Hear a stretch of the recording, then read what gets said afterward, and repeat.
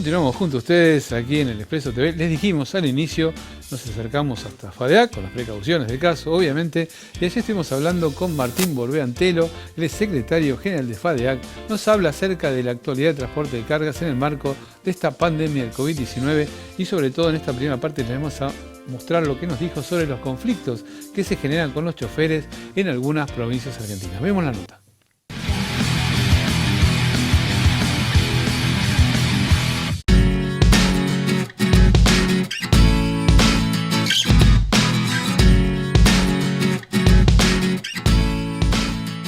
Bueno, el sector, como ya FADEAC lo viene manifestando, viene atravesando un difícil momento desde el punto de vista operativo, ya que hay muchas provincias y muchos municipios donde están confundiendo quizá los gobernantes el cuidado de su sociedad, de su población, con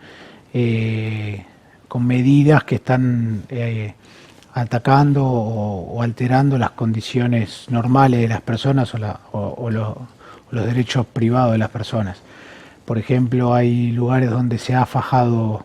la puerta de los camiones para que los choferes no puedan bajar del camión en el tiempo que transcurra su momento en la ciudad, o en el caso, por ejemplo, de San Luis en estos últimos días, donde se estableció que todos los choferes, todos los camiones que vengan de afuera de la provincia tengan que ir a un predio, que puede ser la Salina, puede ser el autódromo, y ahí tienen dos o tres opciones para hacer. Una es transbordar la mercadería, donde hay mercadería que no se puede transbordar, como los combustibles, los pedecederos y demás. Tiene que venir otro chofer, un chofer de San Luis, o un camión de San Luis enganchado a su semirremolque para poder entregar la mercadería, cosa que también es muy complejo de hacerlo porque hay responsabilidad sobre la carga y seguros en el medio que no lo permiten, o si no, abonar una tasa para que un móvil privado acompañe al camión hasta el lugar de descarga, lo espere a que descargue y vuelva, y de esa forma el móvil de acompañamiento lo que hace es garantizar que el chofer no se descienda nunca del camión en todo su tiempo, como tampoco intercambio de remitos y documentación y demás. Estas son cosas que están pasando en varias provincias, no es solamente San Luis que están pasando. Entonces esto está generando un gravísimo problema, no solamente operativo, sino humano. Todo esto trae costos como las demoras excesivas y demás, pero esto es secundario. Acá lo importante es ese tiempo que el chofer no puede ni descender de la cabina, que como les dije, viola los derechos individuales de las personas. Eso es lo más grave de todo. En líneas generales, lo que están haciendo los gobiernos, y con toda lógica, de hecho los entendemos, los apoyamos y creemos que tienen cierta razón en el sentido de decir, bueno, tenemos que cuidar a nuestra población. El gran problema no es ese, sino en la forma en que lo están haciendo, por lo menos para con el transporte. Una cosa es cuidar a su población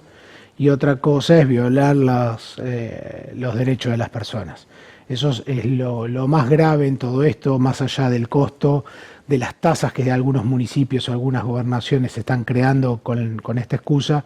Lo principal acá es el trato para con el chofer y sobre todo el tiempo que todo esto lleva, que es un chofer que tengamos en cuenta que un chofer, por ejemplo, de larga distancia, no es un chofer que va de turismo por el país, es un chofer que va de un punto al otro, no tiene mucho descenso de su cabina porque está mucho tiempo manejando y otro tiempo descansando, entonces no tiene mucho contacto con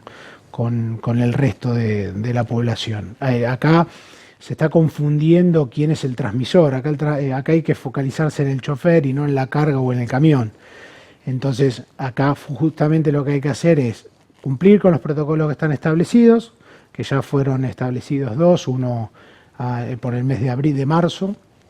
con un acuerdo, que se firmó con el Ministerio de Trabajo, el Sindicato de Camioneros, YPF y Ministerio de Transporte y FADEAC, y otro protocolo que fue anunciado en la semana pasada, donde se estableció todo esto, un protocolo de cuidado hacia los choferes y también nosotros les transmitimos al gobierno la necesidad de garantizar la circulación de los camiones por el territorio nacional. Por querer cuidar a su población, toman medidas que no van en contra de eso, porque hay formas de cuidarlos, hay formas de controlarlos, volvemos, los transportes tienen protocolos, incluso hay empresas que por su propia actividad o para sus dadoras de cargas muy específicas, incluso de capitales internacionales y demás, los protocolos son mucho más severos que incluso los publicados por las propias provincias, y así todo se toma una medida. La realidad de lo que está pasando acá generalmente es porque realmente no hay un conocimiento de cómo es la actividad, cómo se transporta, qué se transporta y de qué manera. Por eso cuando fue el primer decreto presidencial, nosotros agradecemos que nos hayan consultado y hayan entendido nuestro planteo de las mercaderías esenciales, lo primero que se quería hacer es establecer mercaderías esenciales, y nosotros lo que hicimos tratar de convencer al gobierno que no había mercaderías esenciales, que todas las mercaderías son esenciales, y las que no fueran se iban a autorregular con la misma cierre de su propia industria, se iban a frenar, y es lo que pasó. Porque podemos decir, por ejemplo, que el plástico no es esencial, pero hasta que nos quedemos sin envases para los alimentos. Entonces, en ese momento el plástico se va a transformar en esencial. Entonces, la carga se regula sola. Eso es lo que en parte está pasando, o sea, es desconocer un poco cómo funciona la actividad, y la solución también puede estar por participarnos y consultarnos. Nosotros les vamos a dar todos los conocimientos que tenemos y el know-how de la experiencia de mover más del 90% de las cargas en el país.